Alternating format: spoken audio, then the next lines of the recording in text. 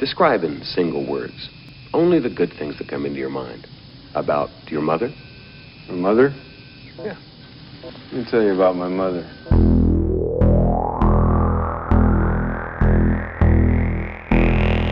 What is real? How do you define real? If you're talking about what you can feel, what you can smell, what you can taste and see, then real is simply electrical signals interpreted by your brain. Have you ever been in an institution? Cells. Cells. Do they keep you in a cell? Cells. Cells. When you're not performing your duties, do they keep you in a little box? Cells. This causes it. This causes it. This causes it. Information overload.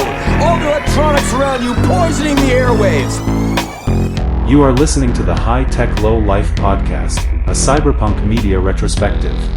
High Tech Low Life contains language and themes not suitable for all audiences, as well as spoilers for the content being covered. Listener discretion is advised.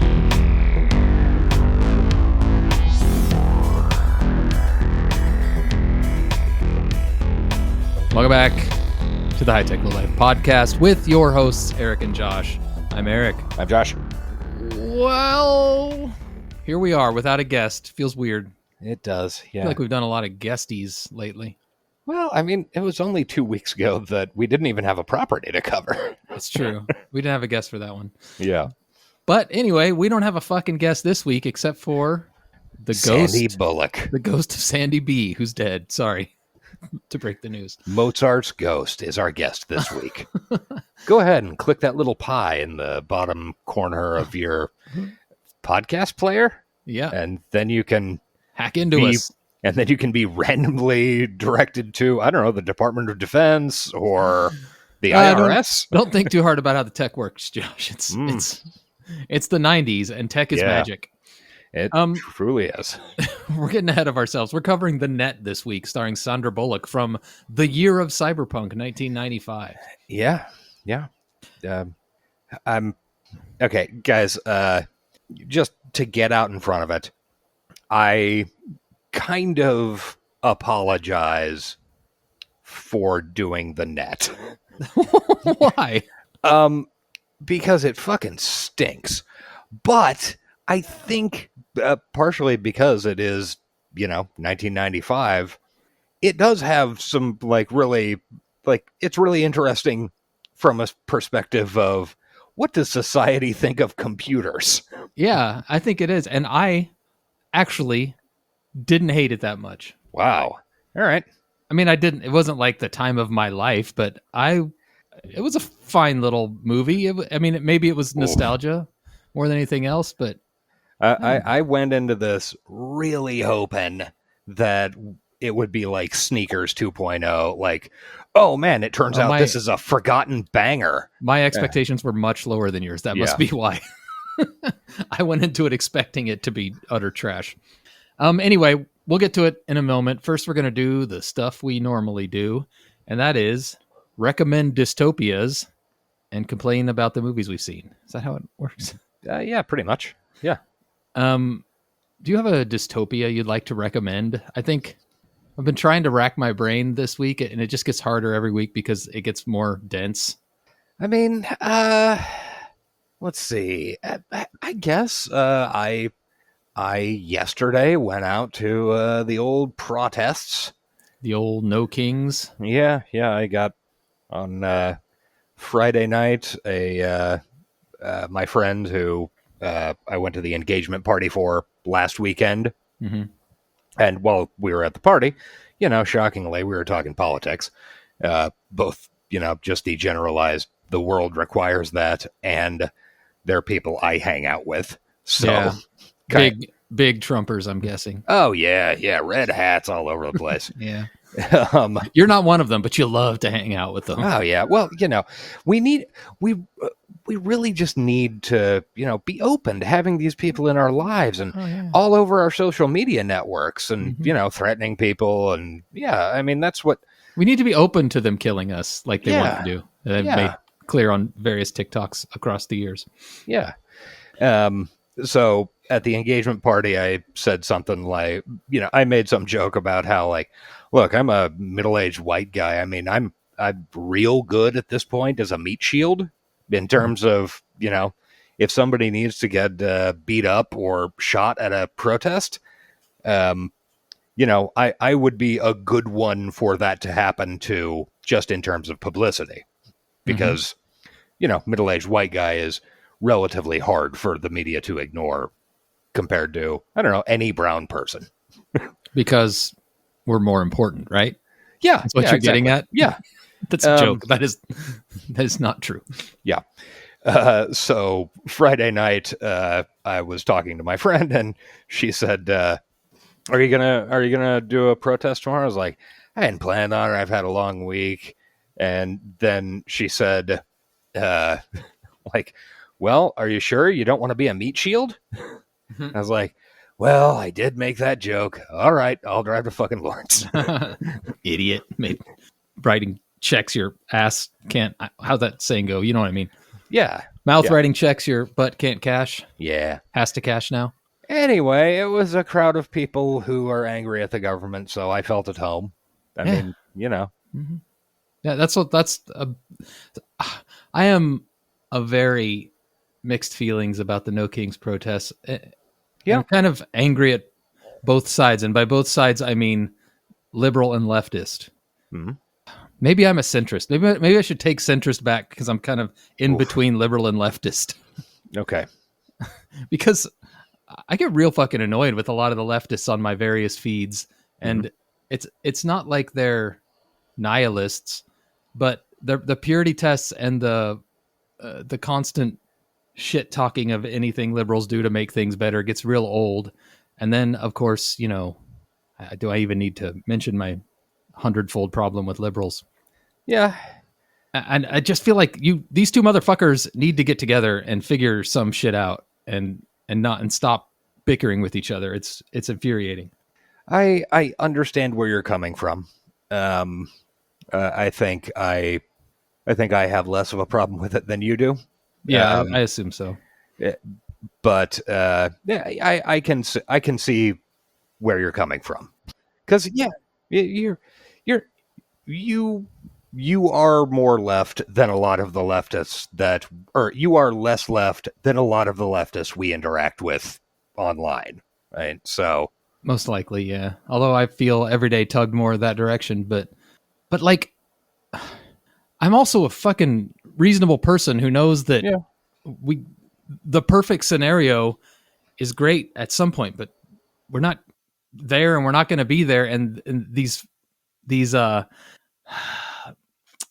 soccer moms and these suburban white people are not going to be in the streets resisting fascism in the way that a lot of leftists would like. It's just not going to happen. Yeah. And we need to come to terms with that and come up with an alternative solution. I mean, yes, I agree with that. I do think it would be good if the liberals would, do a little more thinking and paying attention. Because I saw just mounds and mounds of shit being thrown at the left because the left was saying, no, don't sign up onto a list that says you're going to go to a protest, and other very good and sane OPSEC stuff. And the liberals were pissed because, well, that's just gonna make turnout appear lower if people don't sign up. Like, no, it's just sane to not want your name on a fucking list. I agree, but I also like for like an actual action, like protesting at an ICE facility or anything like that, I would 100% agree. That's the type of protest you don't sign up for. You don't bring your phone. You maybe even wear black bloc. I don't know. But like for No Kings, that list is going to have 7 million people on it. So I don't know. I mean, I agree. You shouldn't sign up for it, but I don't think you should do the normal shit that a lot of these leftist accounts I follow are saying you should do for No Kings. Because when you got dudes walking around with black bloc and stuff in the middle of this protest of like little kids, it's fucking weird and scary. And I don't think it's the place for. I think you got to pick your battles. You know what I mean? Yeah, I can see that. like the specific example you gave is, you're dead on. But I don't know. I think, and partially I'm sure this is just due to my tendency towards enjoying competence. Mm-hmm. A lot. Competence enjoyer, Josh. I mean, that's like a huge part of what I like in media. Like what I saw a lot of was people trying to explain, no, just don't put your name on things. And sure, for this instance, it is, the threat is minimal, for this big No Kings thing. But as a rule, it's good to not make a bunch of operational mistakes, ideally ever, but certainly don't allow yourself to get into the habit of it. Mm-hmm. And I, you're absolutely right about don't show up fucking black blocked up. I saw people doing it when I went. Yeah. I didn't make it yesterday, but I made it to the one before, and there were people doing it. Yeah, and I mean, that's, for this instance, that's probably fine. I mean, I left my phone in my car, blocks away from the protest, just because I don't know, it's not a bad habit to have. But I saw a lot of people yelling at people who were saying, like, hey, have some good information and security hygiene around this, because even if this event isn't, doesn't end up being a big deal, which fortunately it did not. I mean, big deal in terms of, giant Fed crackdowns, whatever. Yeah. I was kind of nervous for it for a minute. I was a little bit too. Even if this one doesn't end up being a big deal in that way, it's better to just develop and have smart habits and think about what you're doing and why you're doing it. I do completely agree, especially for people like you and I, although I don't know if that applies to, because some people you're just, okay, I think it's a different type of thing. I think there are a lot of protests. This protest's main goal is just to put bodies, to just have visible bodies out in the streets, mm-hmm. right? Yeah. And explaining all this to a grandma who's showing up might turn them off of showing up. And that grandma, you might not want her at another protest where that stuff is more important. Mm-hmm.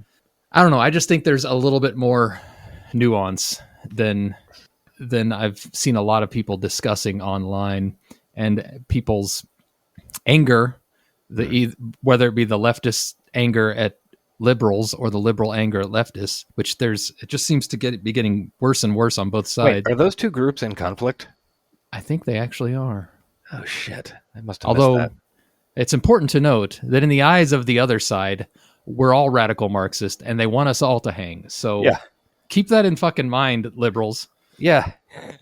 You're the fact that you look down on the actual communists is not going to help you in the end. Not one bit.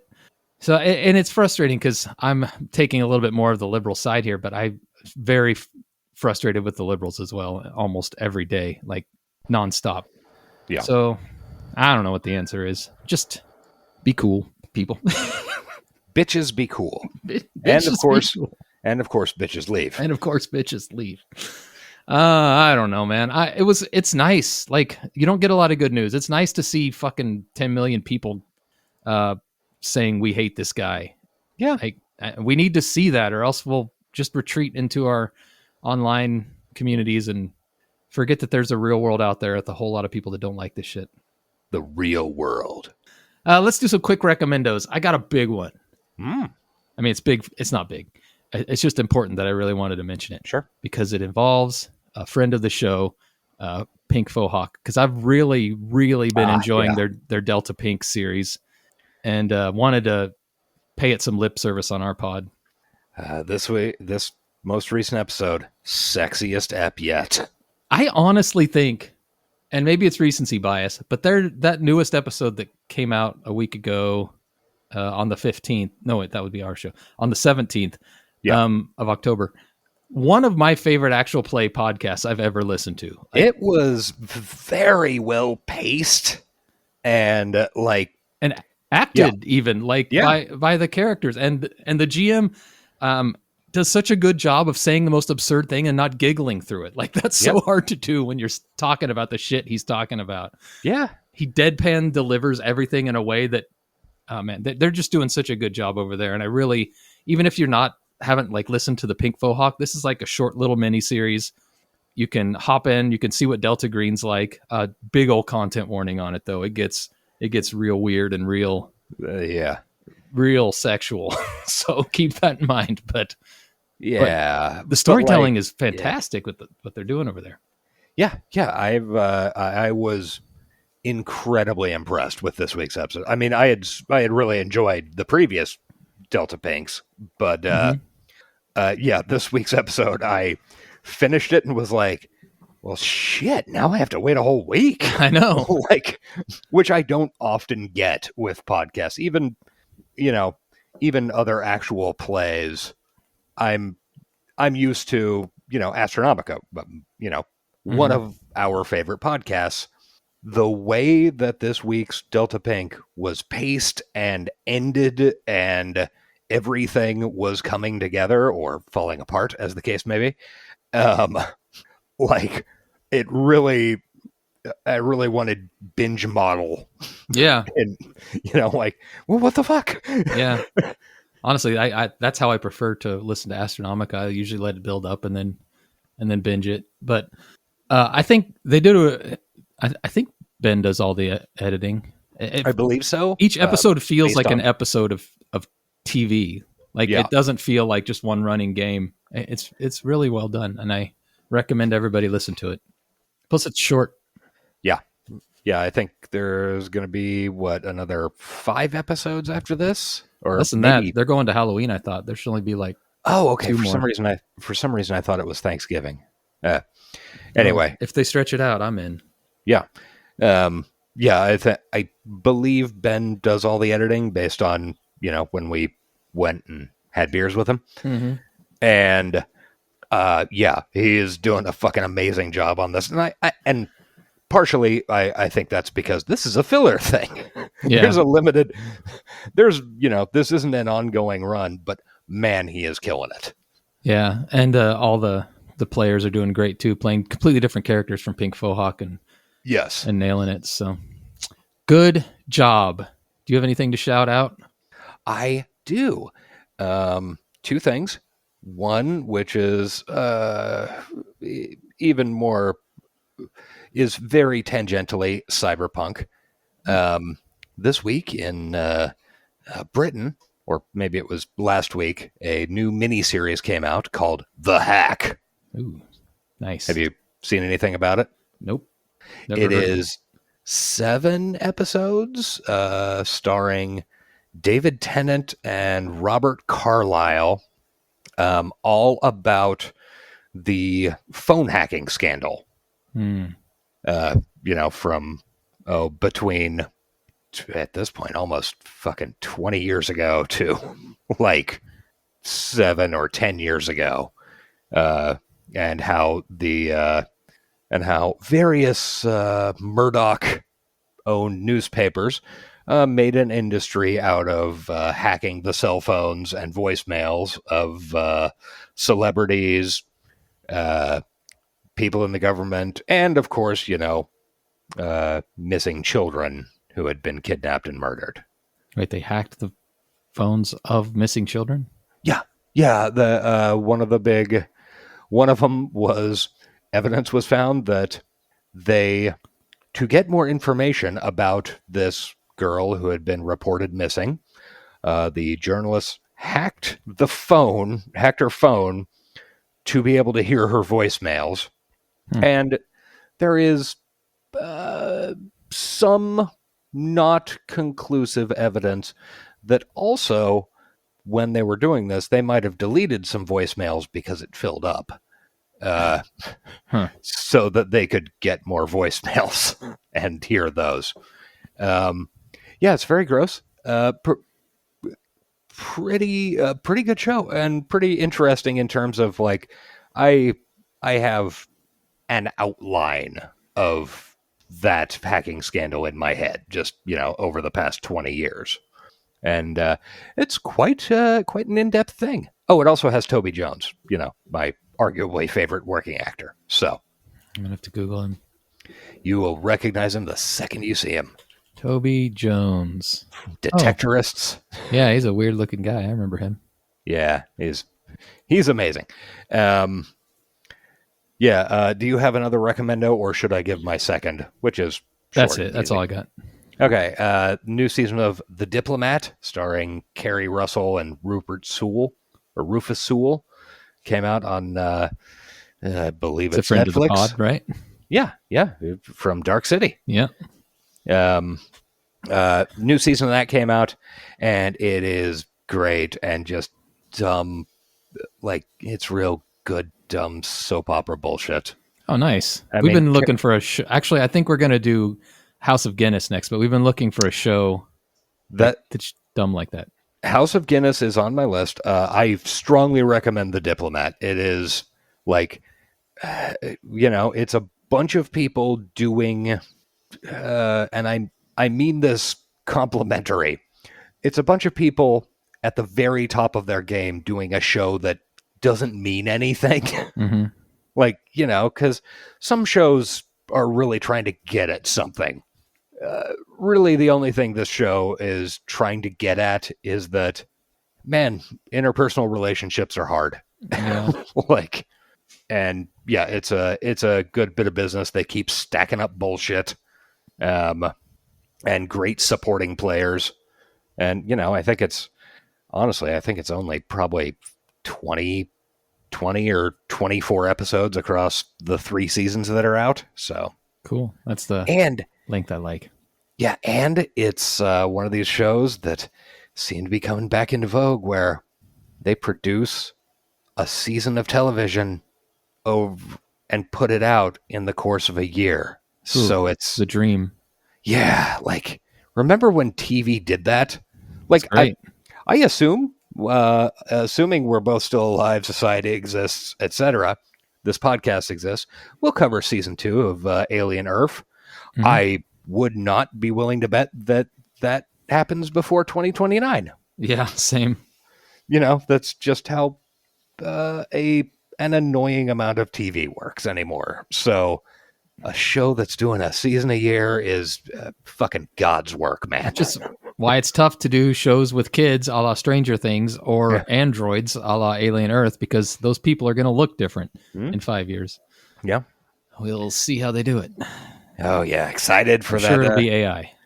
Excited for that last season of fucking Alien or Stranger Things where Finn Wolfhard gets a fucking mortgage and it's his first Social Security check. They all divorce from his third wife.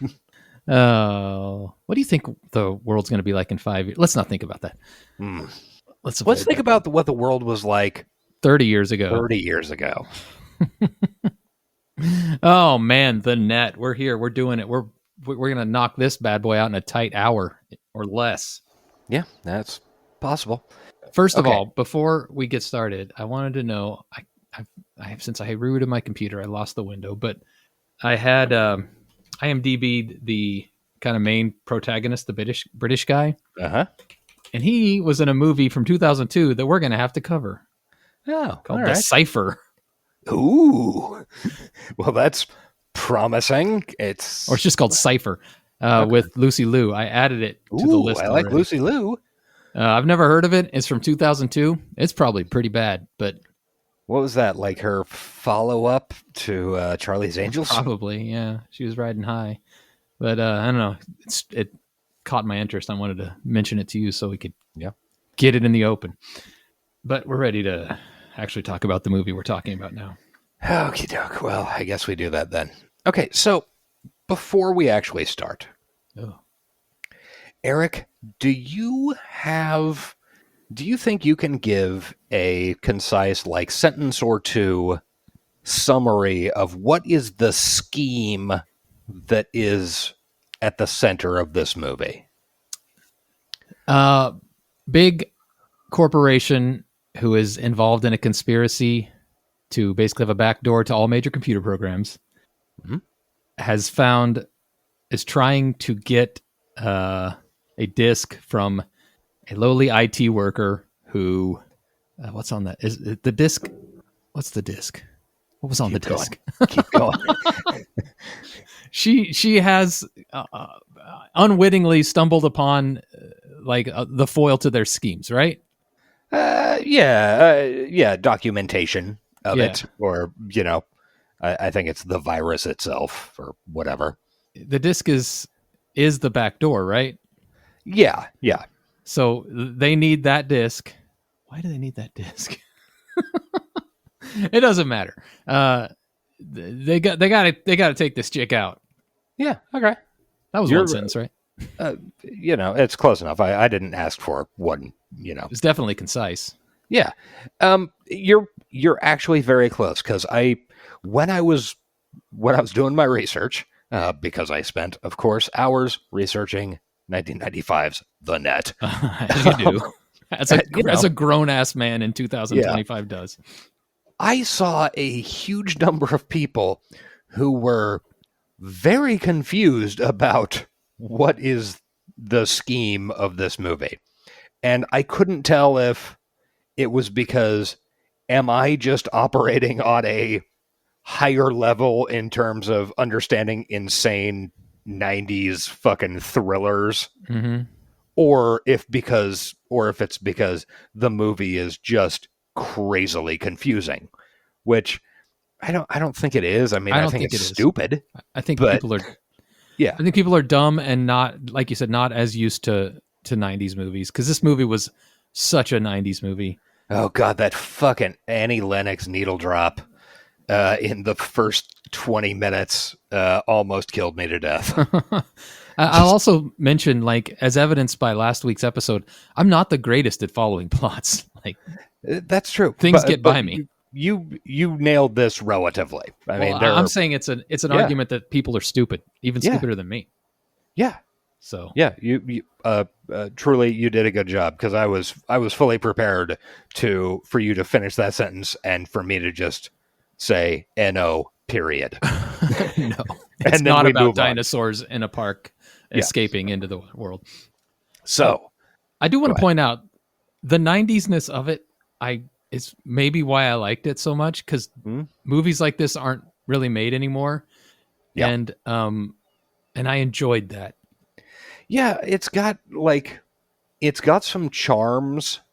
I think all of those charms come down to Sandra Bullock is a compelling actress to look at on screen, and the fact that they shot this movie in a 6-month period at the beginning of 1995, where just everything that appeared on film has, for people our age, has a nostalgic glow. Yeah, it does.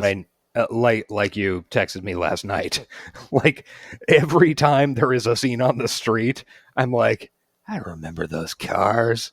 There's 3 cars that have appeared on Chris and Rob Talk About 90s Cars. Yeah, exactly.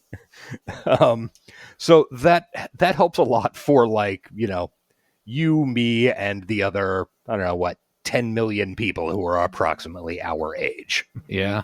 I also, before we get into it, didn't hate the way they handled the computer stuff. A lot of movies about computers, they have to make up some completely unrealistic operating system. And this one, although it wasn't what we were doing back then, it wasn't far off of what we were doing back then. Yeah. Once we get into the movie a little bit, we'll talk about the chat room and stuff. Okay. And it is surprisingly accurate. Yeah. All right. So there are some just totally okay 1990s credits where it's the net and these things fly across the screen and then it says Sandra Bullock. It doesn't matter. So we have a middle-aged white guy walking out of a government building. He's talking on a cell phone. And he says, and there's no chance a mistake has been made? Okay, and gets into his car with the driver and goes to a fucking park. He talks to his wife and son on the phone, and then he blows his fucking brains out. Baba. This scene felt very nostalgic to me too, like the way pans up, gunshot, birds fly. Yep, I feel like I haven't seen that in ages. It's this scene a version of this scene was done absolutely perfectly in the Will Smith, Gene Hackman film Enemy of the State. Oh, okay. Which I just rewatched like just shortly before Hackman died this year, and that is actually a really good fucking movie. I don't deny it, or don't doubt it. Yeah. Anyway, so we're never going to see him again, and he's unimportant. Why did they put this in the movie? Doesn't matter. There's some weird kind of casual homophobia, which isn't presented as homophobia, but yet is. There is. Where did I find that? I think I found it linked off of the Wikipedia article. There's an academic article that a woman named Kate McKinney wrote called... Got me till the last letter. Wish Kate McKinnon wrote it. Oh, yeah, sure. Called Can a Computer Remember AIDS? Which is all about this movie and what it... and like sort of the homophobia and just where the media was with AIDS in... 1995, and it's a short little article. It's really interesting. I should remember to link that. That's true, because the homophobia is presented more in not in a this movie is homophobic way, but in a those times were homophobic way. If that makes a difference. Yeah, and it's also compared to any number of other things, that is extremely minimal in this movie compared to most movies that came out. And I mean, there's a fucking ACT UP march. Yeah, there's I know, it's weird. It's odd. This movie has a lot of odd shit going on. So we cut to fucking Venice Beach. Man, it's Venice Beach, California. Everything's cool. We go in through a skylight into a house. It's Sandra Bullock. This is like her third or fourth starring role in a movie. She's got two fucking computers, a Mac and a PC. The dream. The 90s dream. She's playing goddamn Wolfenstein. Yeah, she is. I initially thought it was a Wolfenstein clone, and then it turns out that it's just the Mac port, which looks oddly different. But anyway, yeah, she's playing the hell out of Wolfenstein. And how old was Wolfenstein at this point? Was it like 4 years? I was gonna say it wasn't. Yeah, it wasn't a timely. She should have been in Doom, possibly. I think possibly Quake. I think this is around the time Quake came out. That was either 95 or 96. Look that up. Quake released on June of 96. So yeah, okay. She should have been playing Doom. Like honestly, all the nerds were playing Doom at that point. No, she should have been playing Quake because she is primarily a beta tester. Oh, that's true. Yeah, she should have been playing Quake. Yeah. So, yeah, it turns out her job is to, companies send her software. She pokes around, finds flaws, viri, whatever, fixes them, and, sends them back to the company. And by sending them back to the company and the company sending them to her, I mean, there are FedEx envelopes and 3.5-inch floppy disks involved. It's beautiful. Yeah, it is. It's truly a utopia. She doesn't even burn a CD. Nope. CDs don't factor into this show at all. Yeah. It's truly the fucking dream of the 90s, man. All the things you find that can be done over the computer, all the power you can wield, but you can't email a file. No. Although she does do it later. That is much too large. Yeah. And just as a note, this will never come up again in the film.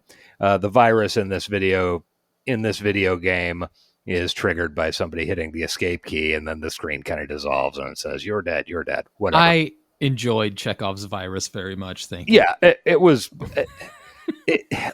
this movie is pretty empirically bad, but it is also very likable. Yeah, that's maybe the best way to describe it. Like, because there is some shit in this movie that, like, we're going to get to some scenes later where I call out, the directing here is completely incompetent. Like, it is not showing what is supposed to be happening. It's just doing shit for no reason. Anybody we've heard of? Irwin Winkler? Irwin Winkler. Yes, we have heard of them, or heard of him. He was produced Goodfellas. Okay. Yes, he has only directed a handful of films. He is an incredible producer, right? Yeah, like he some has big fucking titles. all the fucking Rockies, most Scorsese movies for the past 40 years, a bunch of other random shit that is very good. He actually, there's a link to our episode 2 weeks ago. He was a producer on the 1968 Lee Marvin film Point Blank that was based on the first Parker novel. Nice. Yeah, he's a very good producer. He is just dog shit director, though. Not the best, no. And she fixes this game and cuts the code out and saves it to a disk that she's going to send to her friend because he collects viri. And she gets blatantly hit on while on the phone, which happens to her a lot. Yeah, because that's one of the weird friction points of this film, that this movie stars Sandra Bullock, and she is like a protagonist in an 80s teen, high school comedy. She just doesn't know how pretty she is, except they didn't even go to the trouble of putting her in fucking overalls, a ponytail, paints covered overalls, and a ponytail. No. She just always looks like, yes, this is beautiful Sandra Bullock. Apparently the ugliest thing you can be in the world of this film is a brunette woman. Yeah. Like, it's pretty fucking funny, honestly. So yeah, she saves this virus. She's going to give it to her buddy who collects them, which, we all did at the time. And I am not being sarcastic. No, I was going to say that. I want to be clear. That was a very realistic thing when I'm like, oh yes, definitely somebody's collecting viruses. There are somewhere out there, probably in a landfill at this point. There's at least 10, maybe 20, 3.25 inch floppies, with my handwriting on them that are loaded with the most serious viri you could find circa 1994. Yeah. Because you never know when you might need them. You never know. Anyway, she gets hit on by her contractor boss, or, the guy who contracted her to dick with the game. But she's got dinner plans tonight, and her dinner plans are, again, peak 1995. She orders a pizza online. Yeah, she does. It is a very 1995 website. It's beautiful in its own specific way. She also orders like the least sexy pizza. It's anchovies and extra garlic. It's like, holy shit, she is not planning on going out with anybody. Yeah. I believe that's to imply that she do not be fucking. No, she definitely do not. And then she makes a Gibson, which is a cocktail I like. It's an odd choice. It's an odd choice. And makes it in a fucking juice glass. So good for her. Speaking as somebody who, when I'm at home, drink my gin and tonics out of a fucking 30-ounce stein. Oh, nice. I mean, well, then I don't have to get up and refill it so often. Yeah, I like the feeling of a heavy tumbler, particularly the ones I stole from the Red Rock High Limit room of the casino. Yeah. They just let you walk out with them, and then you just walk up to your room and put them in your luggage, and you get a nice set of tumblers for free. Oh, yeah, that's a good deal. I'll keep that in mind. Yeah. And during the scene while she's making her Gibson is when 45 seconds of Annie Lennox of Eurythmics sings the opening lines of Procol Harum's Whiter Shade of Pale. Yeah. And it is a distracting and distressing music cue. Awesome. I love Like, it's, man, that music cue honestly should have appeared in this movie if it had been made like 2 years beforehand. It's way out of style for 1995, but Erwin Winkler, very old. So I'm assuming that's the reasoning. Yeah. Anyway, she logs onto a fucking chat room, and the chat room is a slightly higher graphics version of things Eric and I spent hundreds of hours on. Yeah. I don't know why they didn't just use like MIRC Zerk? or one of the many knockoffs of it, or even just a telnet interface, because they don't, it's not like fancy like Hackers. Like, remember, this is the same year that Hackers came out. So they could have gone that route, but they went with this weird like AOL thing, which maybe because that was the most accessible to the widest range of people. I don't know. Possibly. I also think they probably I think the idea of just having icons was pretty attractive to the makers of the film. Mm-hmm. You know, which was not a fucking thing on. Not yet. It's kind of ahead of its time, honestly. Yeah. Now avatars are everywhere. And I mean, they aren't important in terms of the plot of the movie or anything, but it does give you a little bit of visual signal to hang on to. Yeah. You know, towards the end of the film. And it does do apparently this was a real Mac thing, the text-to-speech majiggy. Just like, that's exactly, they just used the straight Mac version. But anyway, these guys she's chatting with, Cyberbob, hit on her. I mean, like, but in a totally normal fucking incel. Yeah. Yeah. Hey, I'm thinking the 90s weren't great for women, Eric. What? You want to back me up on that? Oh, shit. Like,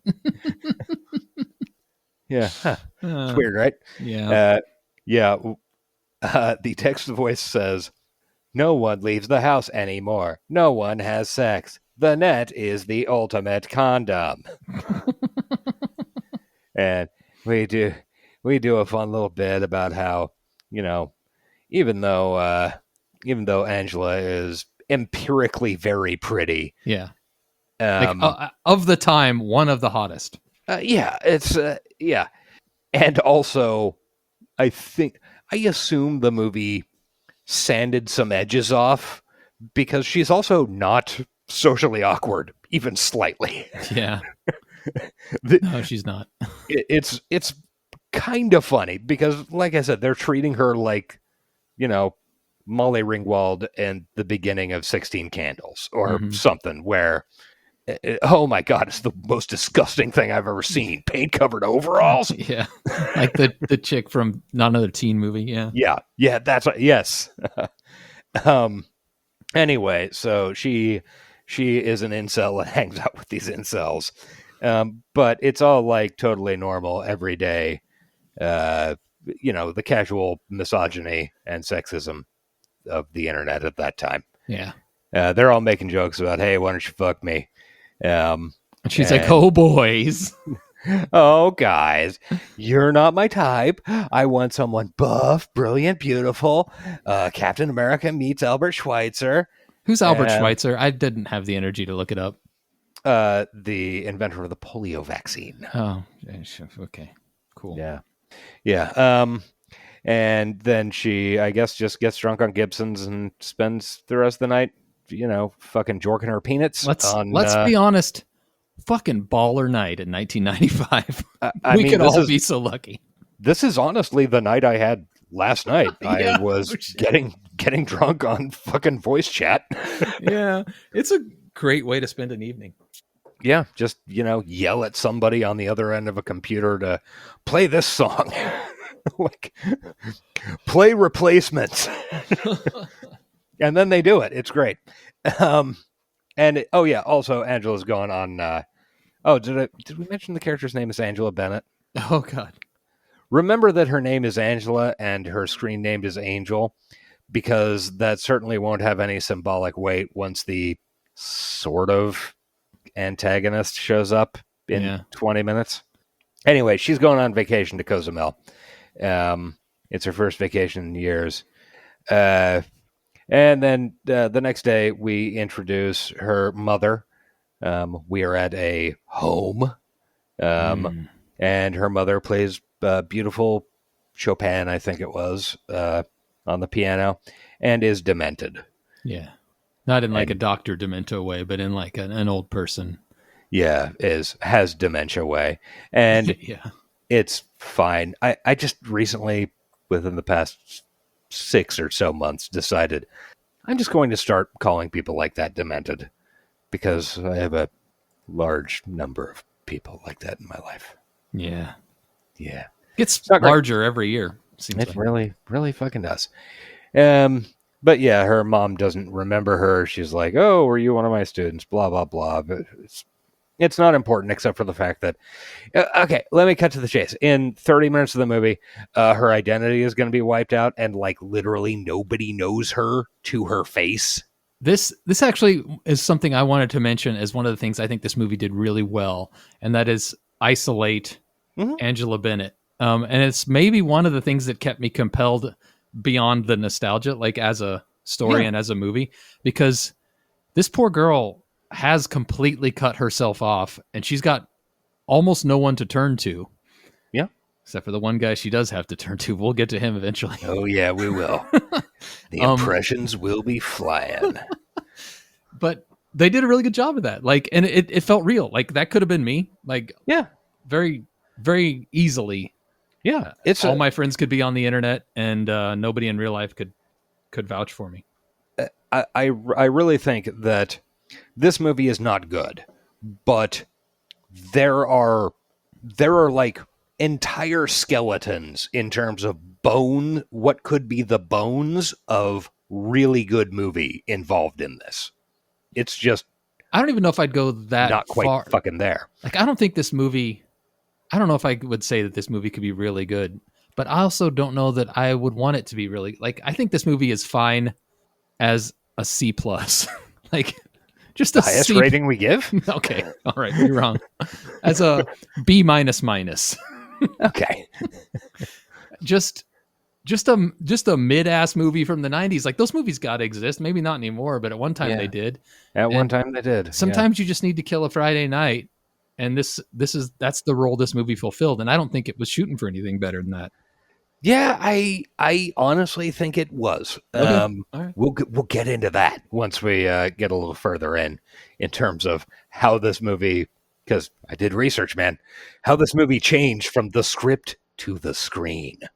Okay, so the next day, Angela is home. She checks into her flight online. Hey, there's the future of the internet. Yeah, this stuff was all novel in 95, I guess, but I'm trying to think of, I booked my first flight probably in like 97 or 8, and I think I used the internet, so. Yeah, this was cutting edge in 95. She also gets and sends a FedEx, which is going to come back in a minute, and she looks at her neighbor weird. Yeah. Her neighbor looks at her weird. Yeah. So then she gets a phone call, and we meet Dale, her work buddy, who's played by Roy McKinnon, a fucking wonderful character actor. Definitely recognizable. He is he's the preacher in the first season of Deadwood. Damn, you're right. He's also an Oscar winner with Walton Goggins for their short film The Accountant in like 98 or something like that. Ben Affleck. Yes. No, not. Yeah, he is a wonderful character actor, and this is actually this is one of the areas where this movie falls down fucking hard. Is by killing him so fast? Well, killing him so fast, and the fact that one of the things that is reliably good about a lot of, like, most of your mid-budget 90s thrillers is that they are jam-packed with character actors and people early in their careers that, as a movie watcher, you get to know and love. and he is the only one in this fucking movie. Yeah. Like, nobody else is recognizable at all. Most other movies kind of in this area in terms of time and plot would be just fucking packed. Like, the bad guys in Sneakers. Like, oh, that's that guy from 30-something, and that's that fucking old guy, the older fat guy who was in, 9,000 other things. Oh, cool. Or, just any movie in this time period is packed with those dudes. I'm sure you'll get to it, but the public defender lady, I recognized her. I had to look it up, but she's from Bad Monkey, which yes, I recognized her right off the jump. Yeah. L. Scott Caldwell, I think, or something like that. Yeah. So, we meet Dale. He's the guy who collects the viruses. He sent her this disc labeled Mozart's Ghost, and he's like, "Why don't you check this thing out?" And she checks it out, and it turns out it's just a website on a disc? Question mark. It's weird. It's a little confusing. It's the coolest band on the internet. Yeah, it appears to be some sort of German metal band. A lot of it sounded like it was a MIDI format. Yeah. I mean, I would say their web design was fucking peak for 1995. Yeah. I mean, it looks like absolute shit, but it's exactly correct. Has she already passed the point where she turns on the computer monitor that's a digital fire? Oh, yes. Yeah. That was last night when she was settling down for her chat. And it's funny because those things exist now, but they're really, some of them look like fucking fires. Yeah. And that looked really cheesy and dumb, but it felt so 90s. It really did. The vibes of this movie are kind of immaculate. Yeah. If you missed that time period. Yeah. Like, obviously not the misogyny. We don't like that part. Yeah. So anyway, she clicks around this website and then clicks this pi symbol in the corner of the screen, and it suddenly opens her up into a back door into the Atomic Energy Commission or something. Like just some random, I don't know, high value site. And she's talking to Dale, and he's like, "Yeah, I don't know what the fuck's going on with this. It seems to be a backdoor to anywhere. It just like lets you right in with access to all the data. We need to talk about this. So when are you leaving tomorrow? I'm going to fly down. We can have breakfast before you leave and figure this out and meet in person for the first time." And you're like, oh, okay. He's going to be the love interest for the rest of the movie. No, it cuts immediately to him in a Cessna, doing really terrible piloting. Like mystifyingly bad piloting. No, you're not allowed to fly a plane like that. Nathan Fielder would never. Yeah, he would never. He would, however, suckle at the teat of a giant marionette. You can't. Yeah. So he dies, and you're like, damn, there goes Ray McKinnon. But he dies because someone was obviously fucking with somebody's controls. Yeah. Yeah. And you're like, damn, there goes Ray McKinnon. Well, I bet the actual love interest / villain in this movie is going to be charming instead. Definitely the hottest guy in the 90s. Yeah. So he doesn't make it. She finds out that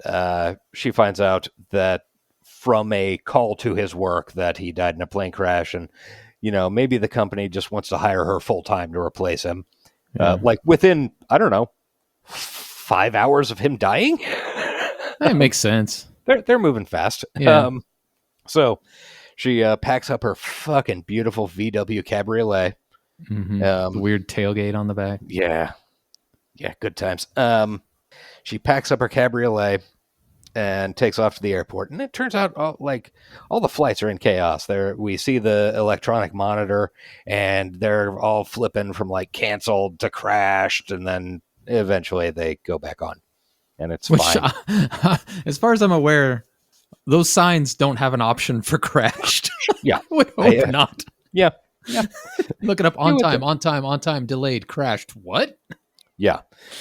Yeah. We also see, and this is going to be a recurring theme on TV, Daniel Shore, the news guy who worked for NPR for like 40 fucking years, and was also the main news guy on The Game and in The Siege. And he's talking about how, there have been these electronic intrusions in, I don't remember, Atlanta, like shutting down the power grid and airlines, and that explains what's going on now. But fortunately, is it Greg Technologies? Greg Technologies is rolling out its new version of Gatekeeper, the internet software security program that everybody uses and is the best thing in the world, which I imagine is absolutely mystifying to anybody who was not online before like 2005. Yeah, because maybe. I don't know, antivirus. When did Norton and McAfee come around? Those were all early 90s shit or late 80s.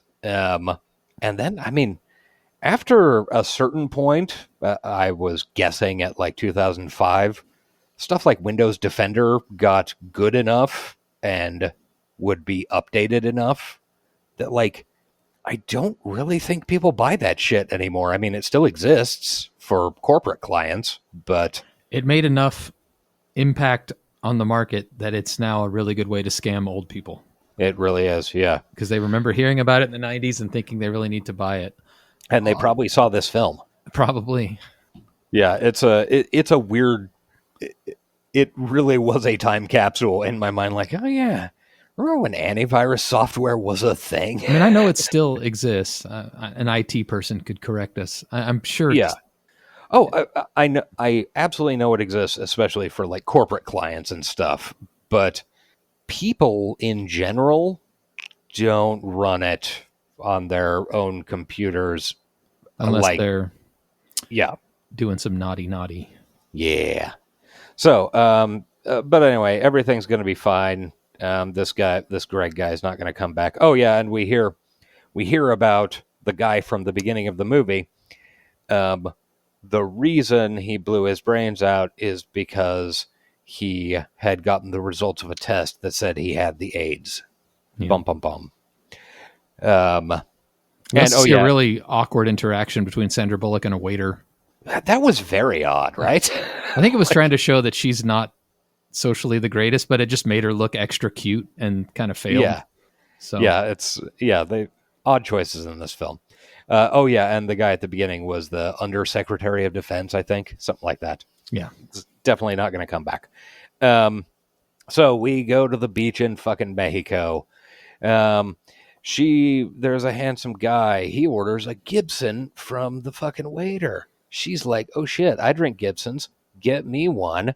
He has a computer too. And he has the exact same tastes as her. And sketchy. Is almost exactly like the type of guy she described as her ideal man in the chat room. And this is like, it is so obviously a fucking setup. Yeah. Like, even if it's not giant conspiracy setup, it reads as, oh, this guy is a creep player, you know? Yeah. It's very funny. But I also totally bought, I mean, I know it's Sandra Bullock and she's gorgeous, but she's also playing a computer nerd, and I buy kind of a nerdy computer person, you know, on vacation, finds a guy. Like, yeah. Okay. I mean, if it was a gender swap and it was a hot girl doing this, I'd probably fall for it. And you know, okay. I mean, it's a honeypot. It certainly is, and it is shot and written so obviously a honeypot to the viewer. Absolutely, yeah. Like from minute one, you know, this is not going to end well for her. Yeah, and I don't think the movie was trying to do that. I think that we were supposed to be surprised about it later when she gets mugged. Yeah, that's probably True. Anyway, this I do want to guy- point out from this scene real quick, Hmm? as he was saying like, "Oh, we're in the most beautiful beach in the world," and I'm like, "You're in Mexico. It's probably not the most beautiful." Anyway, whatever. And he's like, "And we're just looking for a place to plug in our modem." Yeah. I felt that, man. 95. I could have been. There is no place on earth I could have been that I wouldn't have been thinking about. Where's the closest computer? This place sucks. Man, I got to get back on AA. Yes, I need a computer. So this guy, well, number one, his name is Devlin. Keep that in mind when we're looking for metaphors in this film. And her name is Angela. So we have Angel I don't see the and connection. Devil. I don't see the connection. Whew. Different types of cake. And this guy is a jacket with an accent. Yeah, he sucks as an actor. His character. It's like this is where the movie starts like seriously falling apart. He's got this David Duchovny thing going on with like not a quarter of the charm. It's yeah, it is truly it's drastically miscast. Like I look forward really, to watching him in Cypher. I really thought going into this, like, oh, Ray McKinnon died. Well, obviously the love interest, whatever, is going to be very cool and interesting and somebody I know. And this guy popped up on screen and I was like, oh no, they fucked up. Because he should have been, I don't know who would have slotted into this role. Yeah, I don't either. Like, it's kind of a shitty role. Yeah, like, but this should have been like, Val Kilmer, 1989 type. You need, for somebody who's doing this where, oh, he has to be, seductive and then he's going to take a villainous turn. You have to get somebody who's got some fucking charm. Yeah. As opposed to... They were really just banking on the British accent doing all that as opposed to just a dude that happens to have an accent and is inoffensive looking. Yeah. It's... Anyway, so... they like decide, she loves him because he's exactly Captain America, except he's British and Albert Schweitzer. And they go on a fucking date. And let's see. Then she makes the number one mistake that I'm not a woman, but I know that all women know this rule, and that is never get on a fucking boat. Yeah. That's asking for trouble. Never because get on a boat with a implication. guy. Yeah. Yeah. Danger. Yeah. Smash hit. So, yeah, he takes her on a fucking boat on this corporate perk, which is a very fancy boat with like fucking radar and shit. I guess this is after she got mugged and he meets up with their mugger. No, that was before the mugging. The boat? Yeah, they take the boat to the restaurant, I guess, further down the coast. They get back on the boat. Okay. They have dinner, go for a walk on the beach, and she gets mugged, and he chases the mugger into the bushes to be a hero. And then the mugger's like, look, I don't see a fucking disc in here. You told me there was going to be some shit, and he shoots the mugger. Bum, bum, bum. At which point we know he is the devil. Yeah. Oh, Devlin. Sorry. And then they go back out onto the boat. Looking for a signal or something? He says, we've got to call the cops, but we can't get signal this close to shore. We'll have to go out a ways. That doesn't make any sense at all. No, it doesn't. You should do the opposite of that. Yeah. So in what world would that have made sense in 1995? I guess cell phone, not everybody had them. Yeah, and I mean, cell phone coverage was terrible back then. It was, but why would it be better at sea? There's no, okay, I can make some very bad arguments. Like, okay, so they were trying to get signal. Maybe they're around, interference or something. An isthmus on the coast with some mountains on it that was blocking signal. All right, we're stretching. Town. It's okay. It's okay to just say it's dumb. Yeah, it's dumb as shit. Dumb as fucking dog dick. But it's an excuse to get a single solo woman out to sea on a boat. Yes, where you immediately drop your jacket with your gun in it. Fucking idiot. Right next to her. Oh, yeah, and they fuck. They also fuck. A little bit creepy. Problematic. Yeah. Lot bit. A lot bit problematic. During the fuck scene, during the post-fuck scene. And the movie knew it was problematic because he tries to defend himself later. Yeah. Yeah, it's rough. There are many problematic things in this movie, starting with not just the fuck scene, but then the post-fuck scene. She explains that sorry, real quick. I also want to say, like, Sandy in this scene is like seducing this motherfucker. At first he doesn't want to bang because he wants to kill her. Yeah. But she's like not a socially awkward internet nerd. She is hot girl on vacation looking to get some D. Yeah, and I want to be clear. I don't think that Sandra Bullock in this movie blameless. Yeah, I agree. She's pretty great, not really. Yeah, she is doing absolutely the best she can with some real fucking dumb material. So she, she's like, I don't normally do this. What? Have a fucking one night stand on vacation? No. My last relationship was with the therapist I started going to in college. Oh, that's problematic. And yeah, I forgot he was my therapist, and he forgot he was married. And we're like, that's just funny. That's just one of those things they did in the 90s. Is that? I honestly can't tell if the movie thought that was supposed to be cute. It was a different time, man. It certainly was. So yeah, she finds his gun. Especially when we meet her therapist. Yeah. Babe. So she finds his gun. He tries to kill her. She beats him with a bottle and escapes. Okay. One thing I want to give credit, I guess, to the movie. I don't know. Angela Bassett. Angela Bassett, if only. Angela fucking this movie honestly would have had a totally different fucking texture if it had been Angela Bassett. Might have been a lot better. No offense to Sandra Bullock, but Angela Bassett. Anyway, Angela Bennett is very capable and smart, dude. She's smart as shit, and I like how she's kind of always one step ahead of the bad guys because she just knows what to do. Like it. Yep.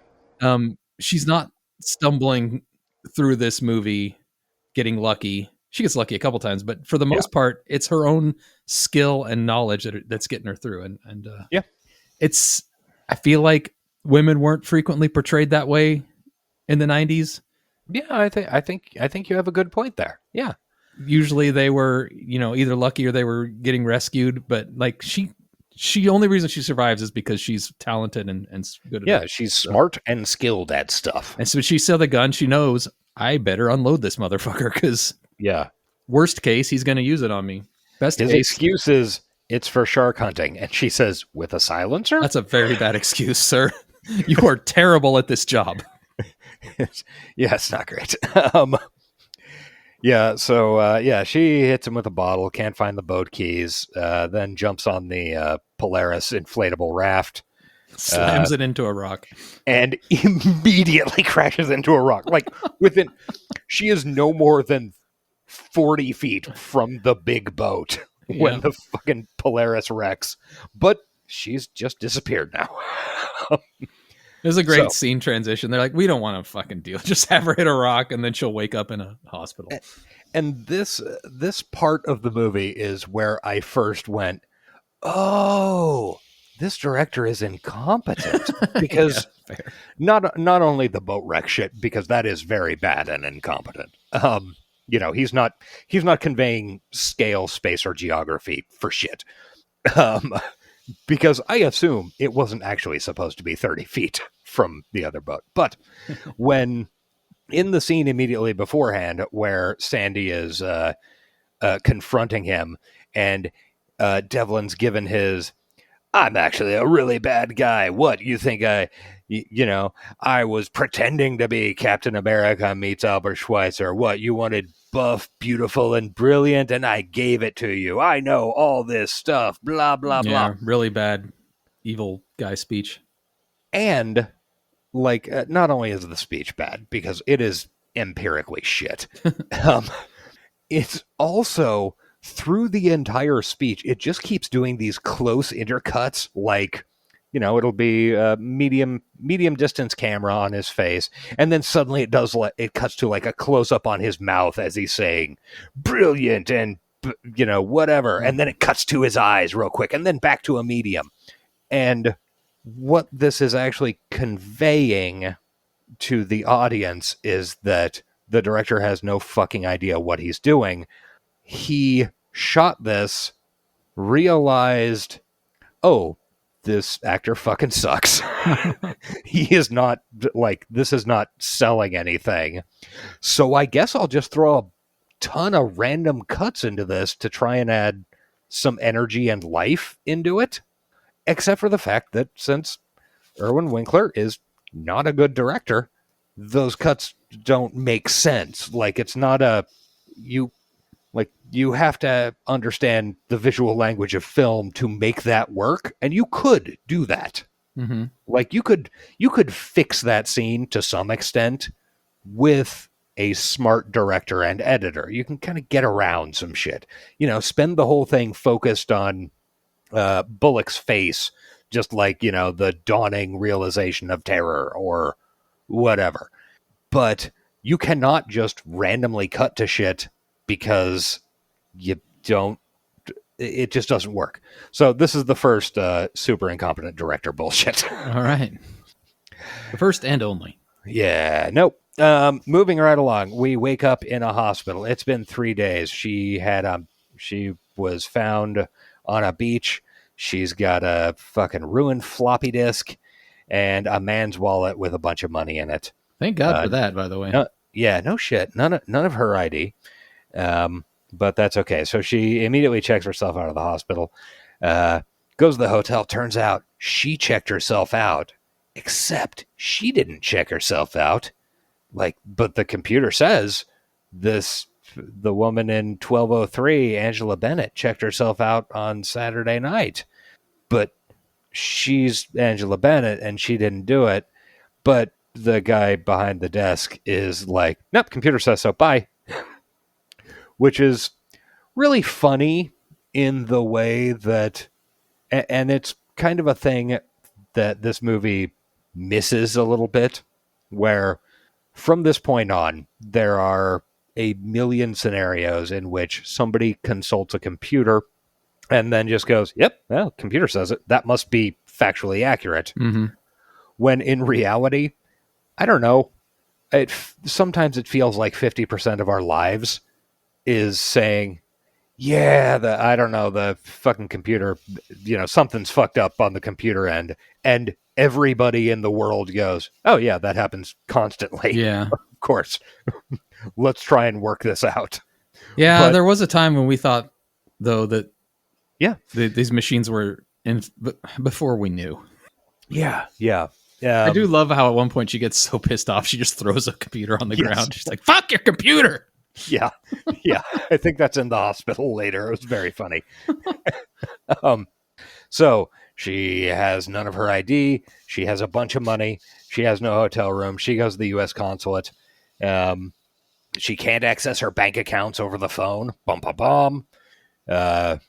And then it turns out, the people at the consulate found her ID, or at least the ID for someone with her social security number who is from her address and her picture, and her name is Ruth Marks. It's not Angela Bennett. So if you sign this form, you can go home and figure out what's going on having lost your passport, whatever. So she's like, okay, and signs Ruth Marks. And this is on my second watch, this is a point at which I thought, man, this movie could have taken a really interesting fucking turn if you could have built the movie around, like, say, the Angela Bennett character had some psychological problems in her past, which, being that it's the early 90s and she has been in therapy, it's implied she halfway crazy. Yeah. Like, it could have been an interesting version of this movie to make her start actually questioning, am I, have I gone crazy? Is my entire memory of being Angela Bennett wrong? Because literally everything. Movie, though. Yeah. It wouldn't be this movie. It would have been really interesting, though. That would be a cool thing to do in a movie. But there's none like of that. A 12 Monkeys situation. Yeah. This movie is not concerned with it. So she gets back to LA and goes to her house, and her house is for sale. Bum, bum, bum. It's also empty. Holy shit. Oh, yeah, and also in this, when she's in the consulate, we see another news clip about how, stock prices have crashed, but it was all just a prank. The Gatekeeper antivirus is coming out soon, and everybody will be safe, and the people who are responsible for all these crashes are the Praetorians, which is a hacker group who are bad guys. But don't worry about it, it's not important. So, yeah, her house is empty. Well, not empty. It's having an open house. Yeah. Her house is empty of her shit. Yeah. And she's like, what the fuck? And the realtor calls the cops, and then the neighbor shows up, and the neighbor is like, I don't know, she was a fucking brunette lady. What do you want from me? She's the most bland woman in the world. Looked just like Sandra Bullock, completely forgettable, uninteresting. Yeah. Brunette. So, the ugliest thing a woman can be. So it turns out her neighbor doesn't actually recognize her face, which, sure. I don't know. We just saw you look directly into her eyes, but okay. Yeah, fine. And the realtor's like, no, I met Ruth Marks. She had fucking mortgage papers and shit. Yeah. But the cops are called, and then the cops go and check their records, and we cut to Devlin in a car with a computer in a car. What? Holy shit. He's also online. What is this, the year 2000? He is able to do computer things in his car that affect other computers. Fuck. Nice. Yeah, so must have some type of satellite situation going on. I mean, it was certainly cellular. Could you do it? Hacking? It is. Yeah, I mean, it's certainly theoretically possible. You'd be slow as fucking shit. Yeah, but I think the movie does fall down in some of the finer details there. Let's not dwell on those. Yeah. So while the cops are there and Devlin's outside and sees her, she's, causing all these problems. And she's like, I've been hacked. None of my shit is right. Somebody stole my identity. He's typing away, and they're like, stolen identity? That doesn't sound like a real crime. Yeah. Certainly nothing that the elderly need to worry about in the year of our Lord 2025. So he throws a criminal record on there because he's just got direct access into the fucking LAPD, including prostitution and venereal disease and for some being reason. Treated for venereal diseases, which pops up that was it is not emphasized at all, but it is repeated. It is repeated. And when you add that to the AIDS background stuff and the ACT UP march later, I think this movie is trying to say something, but I don't think it's a coherent thing it's trying to say. It just comes out as fucking weird. It just comes off as odd. But then she, goes out the shitter window and runs away because she realizes the cops are going to arrest her for things Ruth Marks did. But once again, smart enough to grab the realtor's cell phone on the way out. Yeah, she jacks his fucking phone. And she runs off. This chase is short but very poorly filmed. First call is to her boss at Cathedral. Her boss is no longer with the company. Bum, bum, bum. And she gets routed to talk to Angela Bennett at Cathedral. That's her name. So the lady on the other end of the phone says, give us the disc. We'll give you your life back. And we also, during this call, hear a bunch of these clicks on the line. Yeah, it's very 90s shit. And I miss that. I did too. Like, yeah, that's a way you could signal lines were being tapped. Yeah. No more. Anyway, she hangs up and then calls Dennis fucking Miller for help. Dennis Miller, babe. Before he took his rightward turn. Oh, he was cool for a second, wasn't he? Yeah, he was at least, he was doing Weekend Update. Yeah. He was in a Tales from the Crypt movie. He was. Tales from the Crypt, Bordello of Blood. Bordello of Blood. Yes. And also we see a little bit of cell phone tracking on Devlin's behalf, and it turns out after she called Dennis Miller, she gave the phone to a homeless guy, which is nice. Smart move. Also Dennis Miller notably is fucking popping antihistamines like Tic Tacs, which is to imply he's allergic to a bunch of shit. Yeah. Which is not going to be important. And he's supposed to be charming, but once again, fails on every level. From his like weird haircut and an oversized suit and beard, it just screams 80s sleaze. Yeah, and his car too. His car.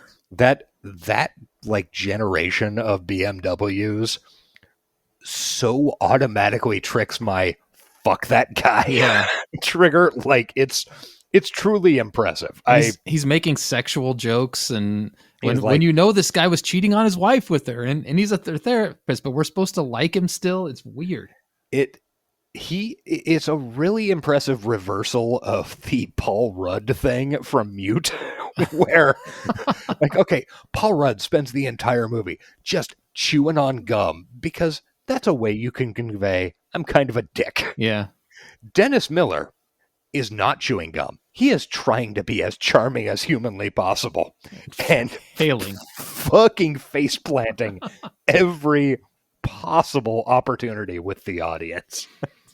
Terrible in this role. Like, yeah, remember when you were in college and I was your therapist and we'd be fucking?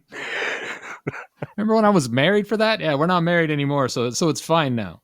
I got you your favorite Chinese food. I hate Chinese food. That was always your favorite. Well, it was somebody's favorite. It's immaterial.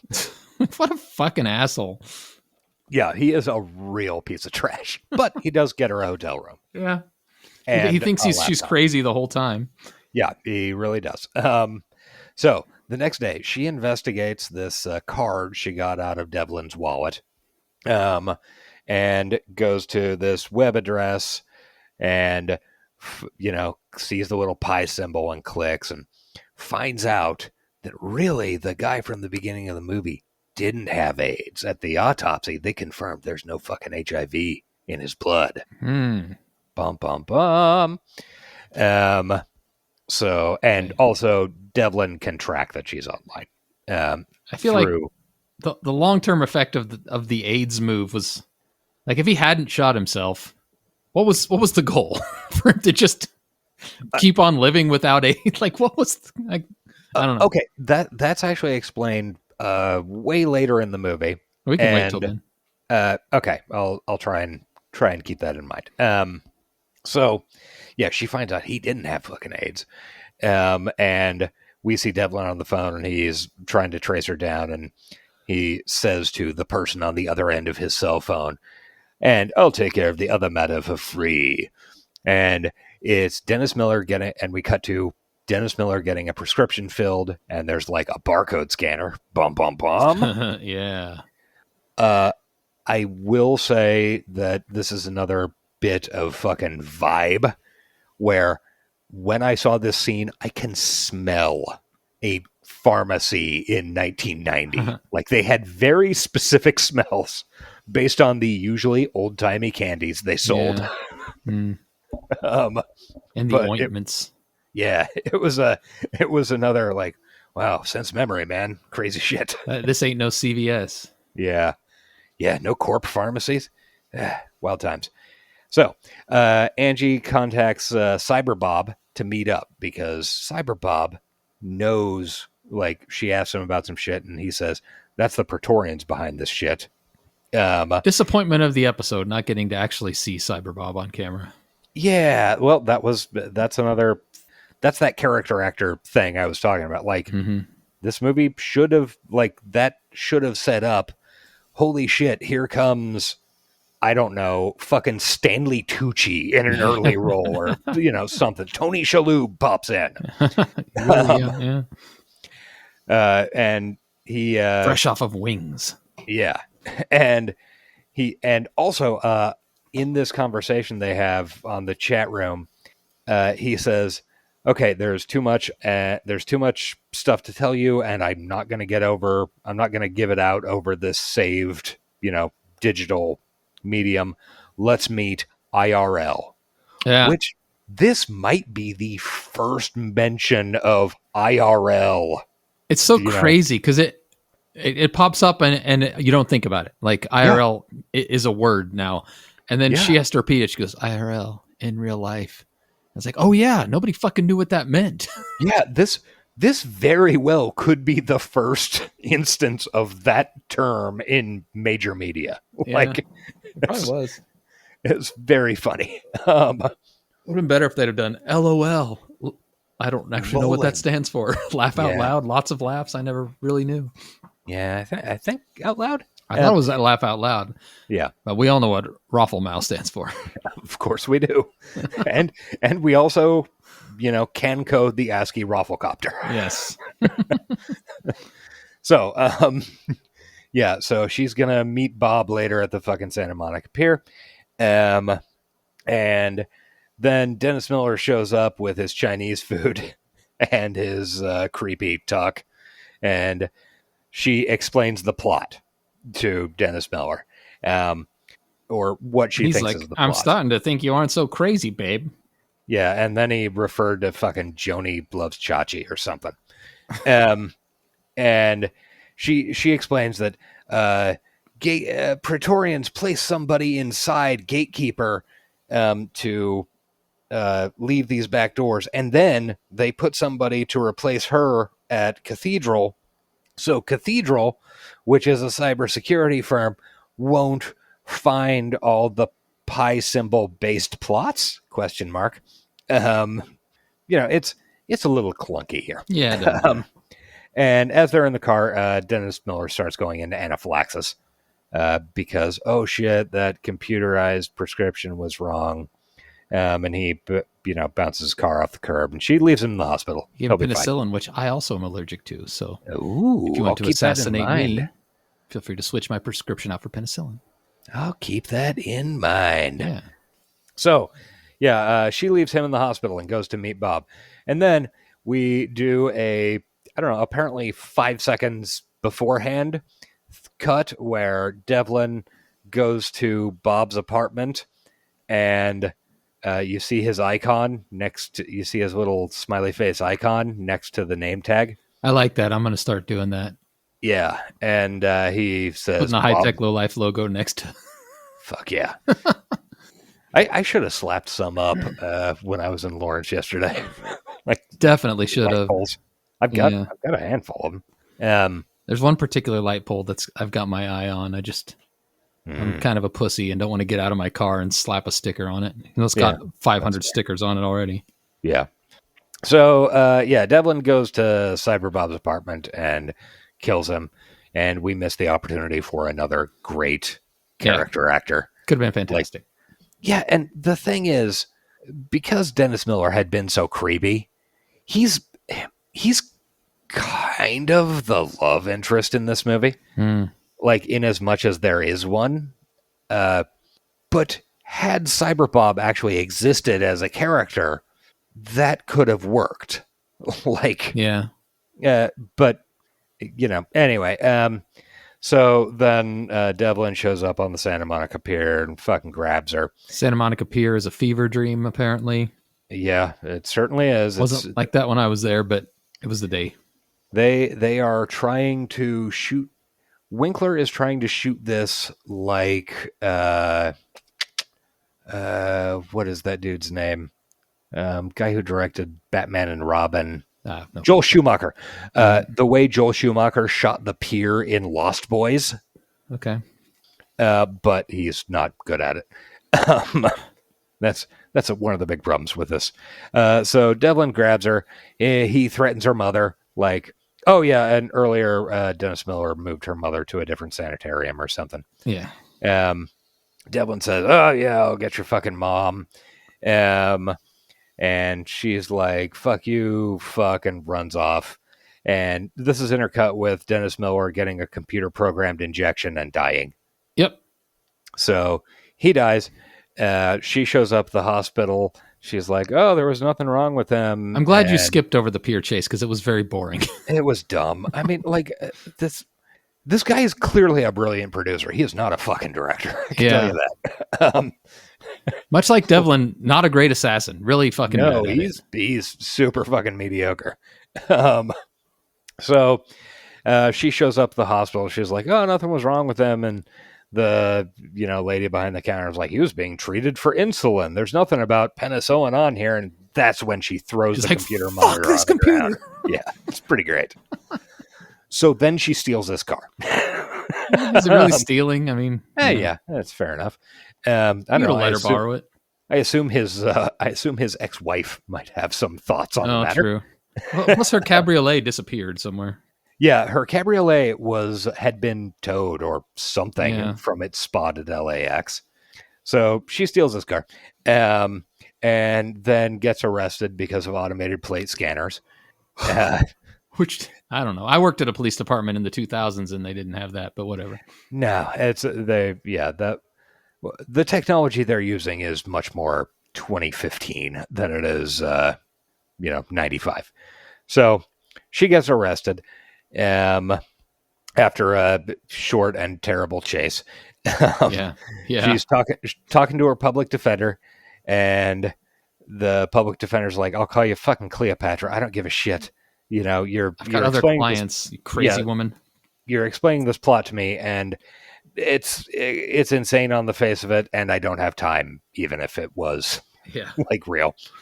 And this is the point at which she realizes gatekeeper is the key. Talking it out with her lawyer allowed her to rationalize some things.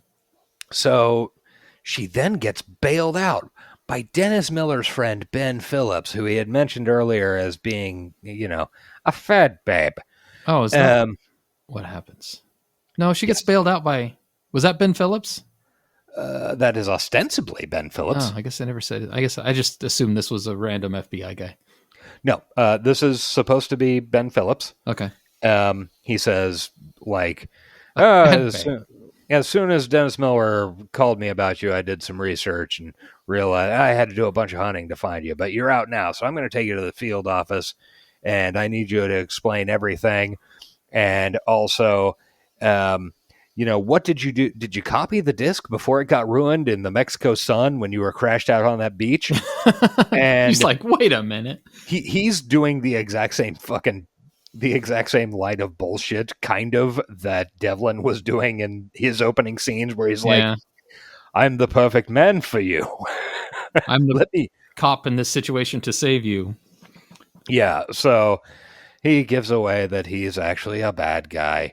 And she wrecks the car intentionally. Yeah. Important to note that Sandra Bullock's character, Angela, is past the point of giving a fuck at this point. And she's like, I'm going to kill us both. I don't give a shit. Yeah. Yeah. But she's like, fuck it. I get it. Yeah. Fuck it. We ball. And steers the Crown, or is it maybe it was a Caprice. I can't remember. Yeah. Yeah, because I remember the GM logo on the seatbelt release when she unclips it. Oh, those old seatbelts, I can hear them. I know. I can feel it. I can feel what it's like to take a toothbrush and scrub dust out of the cracks of them because I detailed so many of them. Oh, I'm sure. Yeah. So she then crashes the Caprice they were both in directly into Devlin's Lincoln Continental Mark 7. Weird. Inconvenient. Yeah. Fortunate, that he was right there. But I guess they needed to hammer home that Ben Phillips is a bad guy this Ben Phillips is a bad guy. Doesn't matter.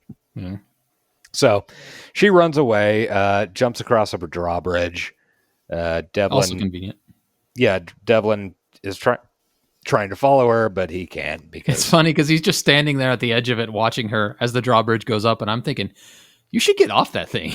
yeah, seems There's going to like become a time very soon where you're not going to be able to walk off, and you're going to have to fall off. it's going to be a controlled slide at Yeah. best. Yeah. I know this is dramatic and all, but you got to hustle, bud. Yeah. So we see some more bank crashes and shit on the news. And it turns out that there was only one, like all of Chicago's local banks crashed. All 6 seems like they would have more given that we have, I don't know, 40 in the Kansas City area. Yeah. Like local ones. But the only local Chicago bank that survived has Gatekeeper. So, that means it's good shit. This Gatekeeper works. And Gatekeeper is now getting all these Pentagon contracts that are going into force next week, especially now that the Undersecretary for Defense is dead. Bum, bum, bum. So that is what the goal of, like, okay, so Devlin at the Santa Monica Pier says, we just have to know what levers to press or whatever about manipulating people. And so the guy from the beginning was a homophobe. So that's why the AIDS diagnosis was effective at making him kill himself. So they're like reading his Reddit posts that were homophobic, and they're like, yes, let's apparently. tell this guy he has AIDS and he'll definitely kill himself. Well, look, being 1000% real in 1994, I mean, as late as wasn't a great time to have AIDS. As late as like 1999, you could probably see sitting senators, calling people with AIDS Satan worshipers on the floor of the Senate into microphones. So, come full circle. Yeah. So that's why that was effective, and they wanted this guy out of the way so they could get these contracts, I guess. All right, sure. Yeah. Let's get to Sandra Bullock's shadow run into the. She hitchhikes up to San Francisco to go to the cathedral offices. She sees the fake herself, who is an actress that I didn't even look up. I'm almost certain I've seen her in something else before, but like nothing of any significance. Keep going. I'll say it if anything of significance pops up. So she sees herself. She pulls the fire alarm digitally because, everything's on a computer here. They have computerized announcements in the office about how their booth is at the northwest corner of the Macworld Expo that's going on right this minute. So she breaks into the system, gets fake Angela outside with the fire alarm. Oh, there's also an ACT UP march going on outside to add a little texture, I guess, flavor to it. If it was a movie in the 90s, it needed to have a protest. To remind us of the beginning of Johnny Mnemonic. Yeah. A movie that came out a month before this. Exactly. And she ends up getting on fake Angela's computer. She finds the escape button virus from earlier in the film because Angela's in Dale's old cubicle. And she does a bunch of digging in the system and finds out that basically the Greg, I don't remember his first name, of Greg Systems Wait a minute. Sorry, I don't mean to interrupt you. This isn't right, is it? This is the cast list shows Oba Babatunde as FBI agent, uncredited. No, he is not Ben Phillips. No. Okay, so was he Ben a different Phillips, FBI agent in the background? Maybe. For the uninitiated, that is the principal in season 4 of Dawson's Creek. I certainly did not notice Oba Babatunde. I would have noticed. I have very good Oba Babatunde radar. Exactly, and this is 95, so he wouldn't have looked much different than he did in Dawson's Creek. So, anyway, not that he looks any fucking different now. Jesus Christ! Just had to mention that because that's what IMDb said. I think it's got to be wrong. Oh yeah, okay, I see that. Huh? Weird. Anyway, we don't have time for these digressions. We're already way too long on this movie. We are way too long on a piece of shit. We talked for 4 hours on Alien Earth and then for 2 hours on The Net. The Net. So she finds out that the Greg of Greg Systems is the guy who's behind Praetorian. He's hiring, Yeah, we all figured it out. pretending to be this hacker group to threaten everybody, so everybody will buy his antivirus software, and his antivirus software will allow him to fucking backdoor them, I guess.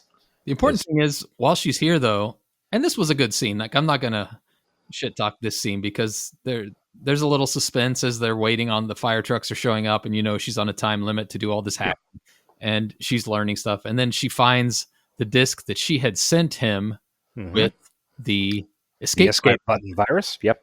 And they're like, oh, that's gonna come in handy. Mm-hmm. Yeah. Chekhov's fucking crappy virus. Yeah. Yeah. But I did kind of like the scene. It felt a little heisty, a little shattering, and she's once again showing her skills. Yeah, it's not a bad this scene is not incoherent like many of the other scenes in the film are. So she runs away. The fake Angela Bennett sends a message that says, the real Angela's here, blah, blah, blah. We gotta fucking find her. So Angela runs into the fucking Macworld Expo because she needs a computer. She uses that computer, emails the FBI about the entire plot of the movie, including the fucking Mozart's Ghost bullshit virus, which, I mean, pretty fun for the FBI agent on the other end of that email. Yeah. And also in the Macworld scenes, something that I enjoyed about it was that they didn't replace the screens on the computer as they're in this big convention space at all. So they're all doing that strobing thing. Yeah. Like, you can't get away with that shit anymore. That's just that's beautiful. So she ends up sticking the escape virus disk in the computer after she's sent the email. And then Devlin shows up and he's like, oh, so what'd you do? And she says, I sent this email to the FBI with all the evidence. And he's like, well, the FBI is fucking bullshit. We can get into their stuff anytime. Let me take care of that. And sits down and theoretically is going to remove the email and the virus from the FBI's inbox. I mean, I guess is the best way to put it. Yeah. So and she's like, go ahead and do it. Looks at disk drive, looks back to her face, looks at disk drive, looks back to her face. You certainly should not press the escape button. That would be cheating. And then he... fuck you, I'm going to push it. Yeah, and then he presses the escape button while he's in the Praetorian system, so it eats all the gatekeeper software, I guess. Who cares? It all starts to melt on screen like it. Yeah, it's fun. Whenever a system crashes, you always get to see it visually melt on screen. Yeah, yeah. So the virus. Then we have a good chase, good. No, it's a super mediocre chase, and I put chase in heavy quote marks. Yeah, through the industrial corridors of this convention center. Devlin shoots Angela right off, eliminating that threat. Yep, it's pretty cool. And then the real Angela pops him with a fire extinguisher, and he falls and dies. This is poorly shot, incredibly clunky slow-mo bullshit. Mm-hmm. It's not good. Yeah, it's so he falls and dies. And then she goes back to the convention floor and sees on all the computer screens the Ruth Marks information screen, like law enforcement screen that we've seen a bunch, dissolving. So all the bad guys' work has been undone. Nice. That's convenient. And then the next day, I don't know, at some point in the future, we see her mom doing some digging in the garden, and Angela and her mom forgets what she was supposed to be planting, and Angela's there and says, I'll help you find it. And it zooms out, and it turns out that Angela now lives with her mom. And that's like a true nerd. Yeah. Got a lot of skills, Angela, but you can't fix Alzheimer's. We hear some more news stuff about how Greg was arrested for fucking conspiracy and, a bunch of other shit and killing the Undersecretary of Defense or whatever. And the news guy is like, this information was released by an Angela Bennett, a cybersecurity consultant, blah, blah, blah. And that was the 100,000th time the words Angela Bennett were uttered in this movie. Yeah. And then you're like, oh man, everything's fine. It's going to be great. But then you notice at the corner of the screen, the pi symbol pops up. And then a mouse cursor. And then the mouse cursor goes and clicks it. Credits. I think that was a cute way to end it, actually. I mean, I don't hate it. It's dumb as hell. Yeah. But I don't hate it. You're right. Angela Bennett had said 9,000 times. I didn't realize until I started watching this movie the other night, like, oh, that name Ruth Marx has been stuck in my head since 1995 when I saw this movie. Like, it's a good name. It's a really good name. It's a solid piece of work. Anyway, that's the net. Do you want to do? And we gotta hustle. Yeah, Do you want to do the box office? Okay. Yes, let's do that real quick. Let me get my link. This movie cost, I think it was $22 million, made something like $100 million. Okay. Worldwide, and I think it was 67 in the U.S. That's decent, right? Yeah, I mean, it was pretty successful. It's probably not on the scale, and it certainly wasn't fucking Speed or Speed 2. Anyway, this week, July 28, 1995, the net opened at number 2. Ooh, what beat it? It's one of the biggest failures. I mean, it's actually not that big of a failure. Regarded as one of the biggest failures of all time. Stars a Western baseball hero. Waterworld? Waterworld, baby. Oh, I nailed it. Nice. Yeah. They opened directly against each other. Waterworld made $21 million this weekend. The net made 10. Waterworld cost $150 million to make, probably. Yeah. Number 3, Apollo 13. I mean, I have no complaints about this. No. Yeah. Number 4, previously at number 2, a really wonderful film that I was so, I've watched within the past, year probably. Shockingly perfect movie, Clueless. Oh, really? I don't think I've ever actually sat down and watched the whole movie. It is I watched it sometime within the past year, and man, there is nothing wrong with that movie at all. There are no flaws.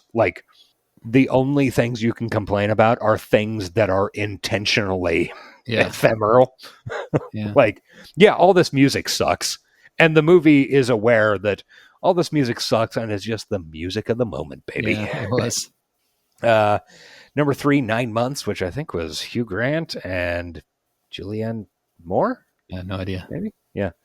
Number 6, Operation Dumbo Drop, open fresh this weekend. Oof, boy. Yeah. Familiar. Number 7. It's a movie. It's on a train. I don't know. Under Siege 2 Dark Territory. Good for you, Steven. Coming up with another sequel. Totally unnecessary. Number 8, Free Willy 2. The Adventure Home. Number 7, number 9, a completely unproblematic movie, Pocahontas. Ooh. Number 10, a movie that stars one of the stars. That features one of the stars of Eric and I's favorite television show of all time, Dawson's Creek. It features one of the stars? Features in a very, very, very vanishingly small role. Was it Species? It is Species. Nice. Don't try to sneak a piece of cheese past a mouse that knows his Dawson's Creek. Yeah, I knew you would get that. Rounding out the rest of them, I don't know, fucking Batman Forever's in theaters still. Braveheart's in its 15th week. And number 17, Bad Boys. So, good shit. Yeah. Let's rate the net real quick. Probably not going to do great. Just a reminder, if you're a new listener starting on the net episode, welcome. You're a weirdo. Odd choice, but you do you, man. We have 4 or 5 categories. The first are 1 through 10. The final is 1 through 5, just like a star-based system. The first category is story. How do we feel about the story of the net? Not particularly impressed, not particularly disappointed, so I think I'm just going to hit it at a 5. I was going to go exactly 5. I feel like probably it's serviceable. There's actually, I watched a 20-minute, like, I think it was a first generation DVD special feature about like how this movie went from script to screen. Mm-hmm. And apparently it was initially the Devlin character didn't exist. It was just, there was no personification of the bad. That would have been better, I think. And yeah, it would have been really interesting. And this movie is honestly kind of interesting because like the Greg guy who is the villain of the whole thing, he only appears in like 2 seconds of fucking news footage, not doing anything. But there were a lot of compromises between the first draft and the like, I don't know, let's add an English guy for some reason. Yeah. Influence. I can't think of anything this influenced. Know how to quantify that for this movie? Honestly, I think it did a pretty good job of influencing things like CSI, where sitting at a computer and investigating is kind of like I think to some extent, I think that you're right. I think this is a turning point where people were either going to go this route, which they kind of did, or they were going to go hackers route. Yeah, it's and I think it's good enough to give it a 4. Okay, yeah, I think that's very accurate. I wish I had thought of the CSI thing, I don't know, prior to 1 minute ago. Second, yeah. Yeah, I could think about it more thought. Yeah. Prescience, it's not really a movie of the future, but they did kind of nail some things. Honestly. They absolutely fucking nailed some shit. I am going to go ahead and go 7. I was thinking 6.5, but 7's fair because it really, it absolutely fucking nailed. This is identity theft is a big problem. Yeah, and this movie is sort of what Trouble and Her Friends was working off of. Yeah. If that makes sense. Even though I think Trouble and Her Friends was a little earlier, but this is a good portrayal of the net immediately after the movie came out. Mm-hmm. Yeah, and like, I don't know, it was pretty revolutionary at the time to see somebody ordering a pizza online, and now it is the most natural fucking thing in the world to do. It really is. I am driven crazy when I'm in the car with somebody and they say, oh, why don't we get blah, blah, blah? And I say, okay, cool, I'll pull over, we can order, and then I can just like walk in and grab whatever the fuck we need rather than sitting in a drive-through line. Right, yeah. Or calling. Sometimes you get a restaurant that doesn't have online ordering, you got to call. Like I've literally skipped restaurants for that reason. Like what am I, a fucking farmer? I know. Jesus. Since the 1800s. Style. This is an almost impossible needle to thread. Yeah. Because it is not stylish. No. It is, however, 1,000,000% accurate. Yeah. And that has a great value to me. Yeah, the vibes are high, like you said. The vibes are high. So, and I think we've counted vibes in our style rating before. Yeah. I think I'm going to hit it at a 3. Like, yeah, it's I'll go as high as 3.25. Because it's, God damn it, man! I want to punch Dennis Miller in the face the instant I see that navy blazer. Yeah, this is so bad, dude. It was distracting. Navy blazer with brass buttons. Like, even if he just came from his practice, I don't want my therapist wearing that. I'm not talking to that fucking guy. Yeah. 1 to 5 hand raisers. My wife actually last night I was talking to her and she's like, "What did you think of it?" Because she remembers this movie fondly from when she was a kid. Sure. And I said, it's a movie. She goes, 1 to 5 stars. And I go 2.5. So I guess that's where I'm going to hit it. Like dead ass in the middle. I'm sitting at a 2.25. I mean, like, I don't know. Maybe that's generous even. I don't know. I kind of think it is, but I can't hate it. And we don't get movies like this anymore, man. And like, if this concept suddenly appeared in somebody's head and got, bought at Hulu or something, this would be an 8-hour miniseries. It would probably be better in almost every regard, with the exception of Sandra Bullock, because, I mean, she's not even an actress that I tremendously like. Like, she just has some type of screen presence that's powerful. I've never gone out of my way like, ooh, a Sandra Bullock movie, but she is very good at being like, oh, she is a movie star lady, and she's very good in those terms. It's a weird fucking movie. It should have been better. Like, I was really hoping to get Sneakers 2.0. What's weird is it should have been better, or it should have been worse. Like, it's weird that it landed where it did.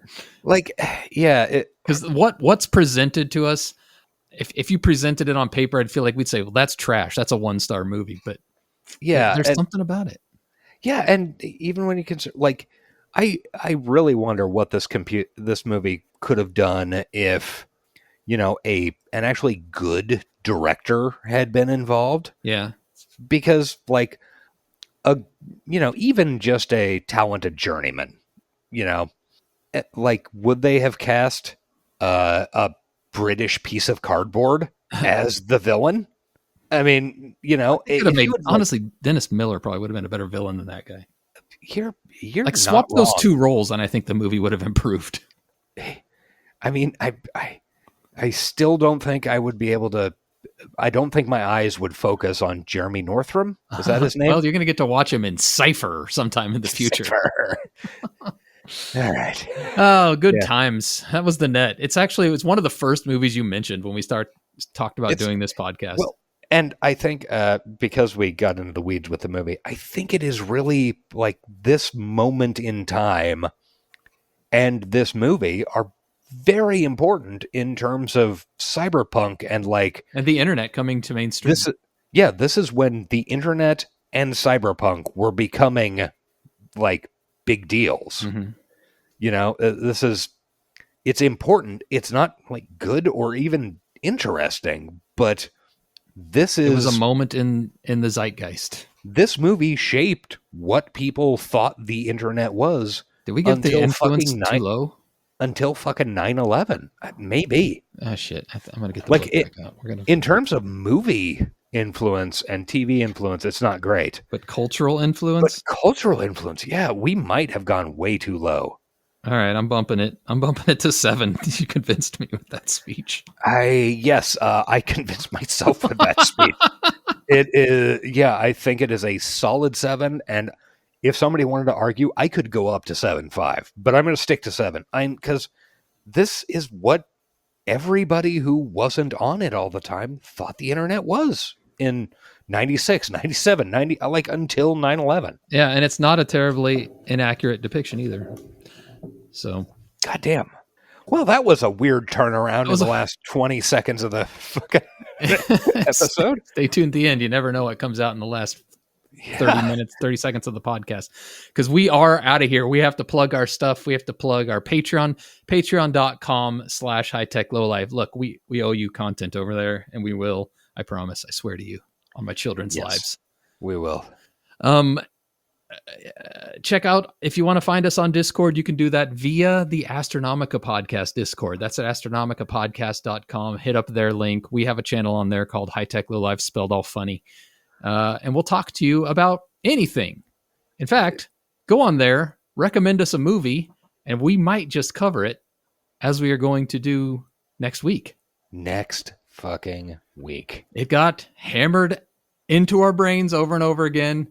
And although, like Josh said, the inclination is to fight and be contrarian and not do what people want us to do. Yeah, to a certain extent, every one of those gifts triggered my oppositional defiance disorder, and I thought, well, that's another week added on to when we will not cover AD Police. But on the other hand, goddamn it looks like a fun anime, and it's only in 90 minutes, 3 episodes available on YouTube. It's hard to ignore it when it would be such an easy one to knock out and probably a good time. So yeah, we're gonna do AD Police. It's on YouTube. It's on somewhere else, Roku, I think. Yeah, I think that was right. Easy to find. Illogical Dolphin. This one's for you, baby. Yeah, is that it? Yeah, I think that's pretty much it. Do you want a quote? I do want a quote. Just think about it. Our whole world is sitting there on a computer. It's in the computer. Everything. Your DMV records, your social security, your credit cards, your medical records. It's all right there. Everyone is stored in there. It's like this little electronic shadow on each and every one of us, just begging for someone to screw with. And you know what? They've done it to me. And you know what? They're gonna do it to you. So true, so prescient. Bye, everybody. This has been the High Tech Low Life podcast. Find us on Bluesky at High Tech Low Life. Email us at hightechlowlifepodcast@gmail.com and find us on Patreon at patreon.com/hightechlowlife. Theme music by Nihilor at nihilor.com. Thank you for listening.